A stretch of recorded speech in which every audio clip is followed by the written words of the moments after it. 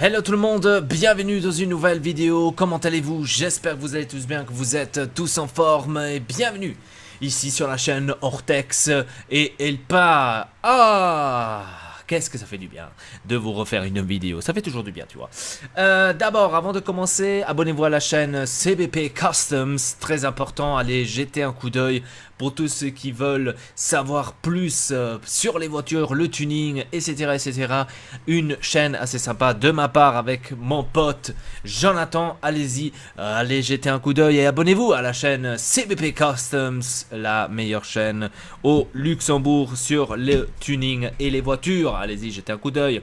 On a un petit projet qui est en train de fonctionner pratiquement très bien, hein, je peux pas me plaindre, donc allez-y, jetez un coup d'œil, ça fait très plaisir. Alors, avant de commencer cette vidéo, je tiens quand même à vous avertir que vous allez entendre un certain bruit de mon ventilateur à ma gauche, parce que il fait chaud dans ma chambre, donc je suis obligé d'activer et de allumer mon ventilo, comme ça vous êtes au courant, pour que vous vous demandez pas pourquoi s'il y a une rumeur derrière et pas pourquoi il y a cette rumeur, voilà.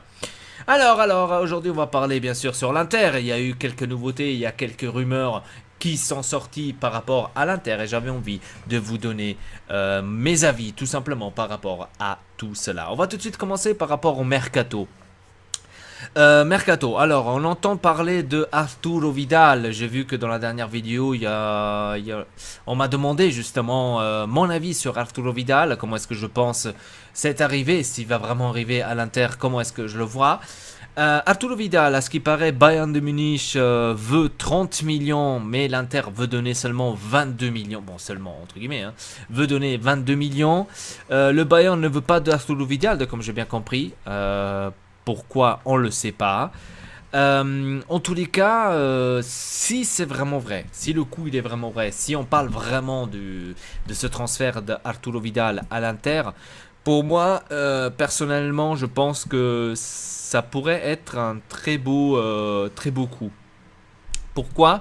Parce que Arturo Vidal, on le connaît. On le connaît déjà pour commencer. Arturo Vidal, euh, c'est un joueur qui connaît la Serie A, donc pas la peine d'aller chercher loin, déjà pour commencer. Pourquoi j'aime bien? Pourquoi j'aime bien?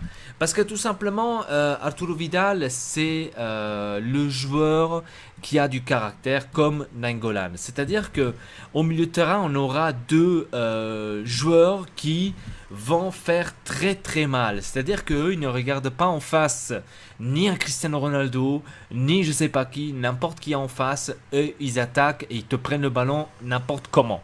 Et donc ça, c'est un truc que j'aime bien. Hein, c'est un truc du genre à la Gattuso de l'époque, à l'équipe Italie ou même Milan. Et donc des combattants sur le terrain. Et donc ça a fait quand même plaisir de voir peut-être Arturo Vidal à côté de Nainggolan et de péter les jambes des adversaires. Ça serait cool quand même. Hein. C'est des putains de caractères. Maintenant, est-ce que c'est vraiment vrai? C'est pas vrai ce transfert? Je le sais pas. Bien sûr, moi la seule chose que je peux vous dire c'est que ce transfert pourra faire plus plaisir qu'autre chose à nous interisti, parce que certainement au milieu de terrain on en a besoin. On en a besoin comme du pain. Parce que si on regarde maintenant du côté Candreva, on n'a pas une énorme initiative là-dessus. Hein, donc on n'a pas une énorme aussi, on va dire, grand choix. Hein, à part maintenant Yann Caramo, on n'a pas un énorme choix. Bon, Vidal ne va pas régler cette affaire, hein, parce que Vidal c'est un milieu de terrain, je crois qu'il joue dans la position de Borca Valero et Vecino, donc il va devoir certainement laisser quelqu'un des deux là, il va devoir laisser sa place, hein, donc Borca Valero ou Vecino, moi je dirais Borca Valero. Pourquoi?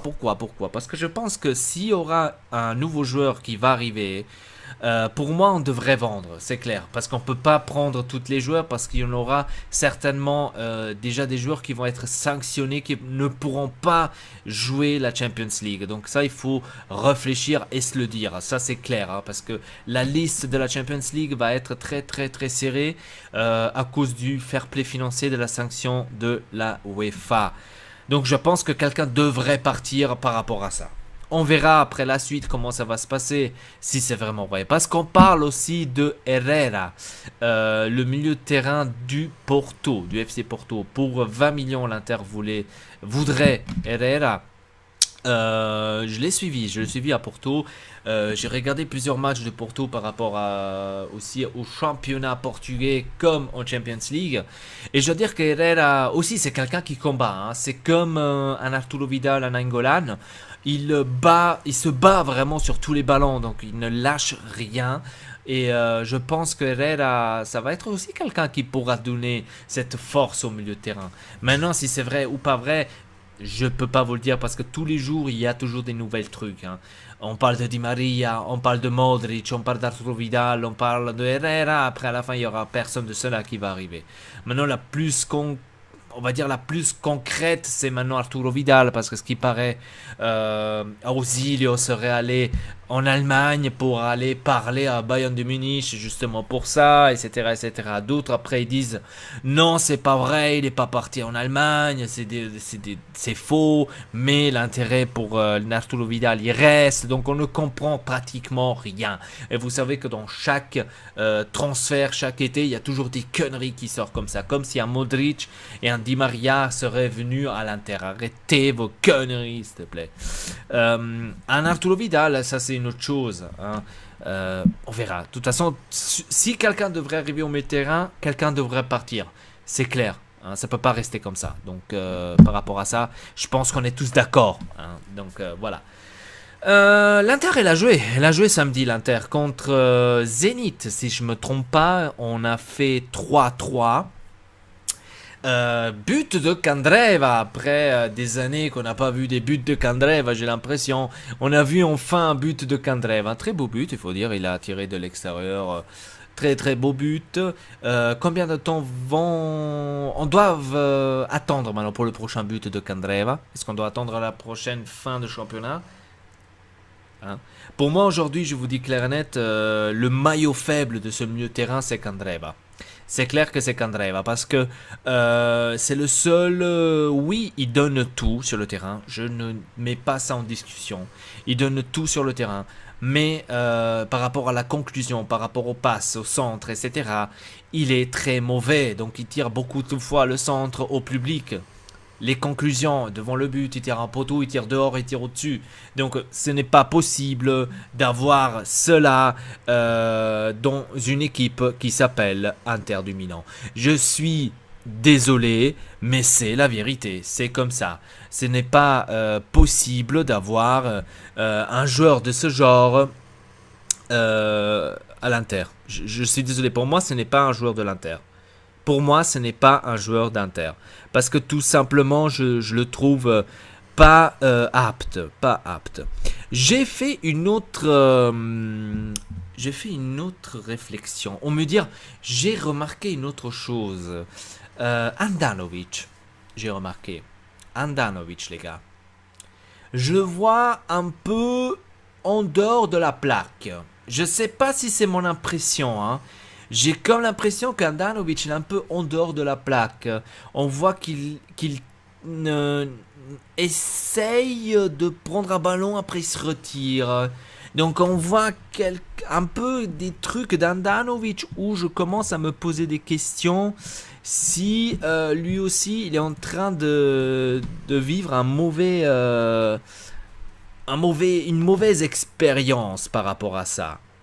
Je suis en train vraiment de me poser cette question parce que j'ai vu quelques erreurs d'Handanovic où je pense que 2 années avant, il n'aurait pas fait. Donc je suis en train de me dire, est-ce que c'est pas par hasard un problème peut-être mental? Je suis en train de vraiment me poser cette question. Ce n'est pas peut-être un problème mental, ce qu'il est en train de nous faire ce garçon. Franchement, parce que là, on se pose tous la question, hein, parce que les erreurs qu'il nous fait de ne pas aller chercher la balle, il hésite, il revient, il résiste. Donc, je me pose quand même les questions par rapport à ça. Si c'est vraiment le cas de faire une intervention par rapport à ça, ou de le laisser, peut-être il va se réveiller un jour. Donc ça c'est une question que je me pose et dites-le moi dans les commentaires si vous le voyez de la même façon que moi. Parce que moi personnellement je commence quand même à me poser des questions par rapport à ça. Dites-le moi en tous les cas dans les commentaires. Voilà. Donc je crois que je n'ai rien oublié. C'était tout. Donc le mercato on en a parlé, Arturo Vidal on a parlé. Et le match 3-3. Donc je vois aussi beaucoup par rapport au match amical là. On est en été, match amical, je répète. Beaucoup de personnes interistes et même pas interistes se plaindre par rapport à l'Inter, se plaindre, parler un peu de trop. Comme par exemple les Juventini, comme les Milanisti, etc. Qui parlent, eux ils parlent toujours sur l'Inter, parce que c'est important de parler sur l'Inter. Et donc ils parlent et ils disent du genre, ah ouais, parce que la Gazette elle a fait un titre du genre qu'on a fait 3-3 contre le Zénith, qu'on a fait la triplée, le poker, et que tout le monde en dessous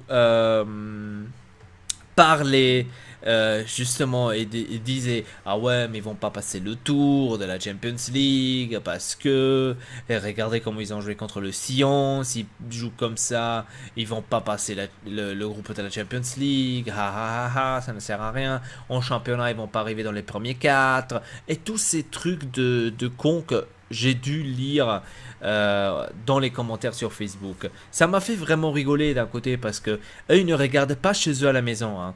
Ils ne regardent pas chez eux tout va bien, chez les Milanisti tout va bien, hein. Ils sont allés pleurer pour enlever la sanction, pour aller en UEFA, etc. Mais ils ne parlent pas d'eux, ils parlent plutôt de l'Inter. Donc je trouve ça vraiment marrant. Et je trouve ça marrant parce que pourquoi vous regardez pas chez vous à la maison? Maintenant la Juventus, bon je peux comprendre qu'ils parlent un peu trop, c'est un peu logique, ils sont le meilleur joueur du monde, donc ils ont une grande gueule, c'est clair que là, bon on va leur laisser cet espace, hein, parce que eux ils ont le droit de parler, on va dire pratiquement parce qu'ils ont le droit, bref. On verra les résultats après pas à pas, si c'est vraiment le cas de parler ou pas. Mais les Milanisti, perché cazzo parli? Reste assis, regarde les matchs, si tu veux regarder l'Inter, regarde-les, mais ne commente pas, parce que ton équipe, elle est encore pire. Il est encore pire. Arrête de parler de l'Inter. T'es en Europe, bravo. Mais ne casse pas les pieds à l'Inter. Mais ils doivent toujours casser les pieds à l'Inter. Eux ils s'achètent Cristiano Ronaldo, ah non ils peuvent pas, c'est la Juventus. Eux ils s'achètent Lionel Messi, Modric, Benzema, etc. Hein. Le Milan, parce qu'ils ont maintenant le nouveau directeur de Fondo Elliott qui a pris le dessus, Leonardo est revenu, donc ils vont certainement aller prendre Cavani avec Neymar, c'est clair, donc ils sont en train de rêver comme ça. Oh. Les yeux ouverts, ils sont en train de rêver les Milanistes. Calm down. Je suis content pour vous que vous êtes en Europe. J'ai bien fait la vidéo. Je suis content pour vous que vous êtes en Europe. Mais arrêtez d'avoir des grandes gueules. Arrêtez d'avoir des grandes gueules. Les gars, arrêtez. Ok. Bref, en tous les cas, laissez un like à cette vidéo. Abonnez-vous à la chaîne Ortex et Elpa. Dites-moi votre commentaire, votre avis par rapport au mercato de l'Inter et aussi sur le match. Comment est-ce que vous l'avez vu? Lautaro Martinez, il a marqué aussi, j'ai vu. Et donc, dites-moi la vôtre, tout simplement. Voilà, merci beaucoup de regarder cette vidéo. À une nouvelle, très bientôt, certainement, ici sur la chaîne Ortex Elpa. Allez, peace.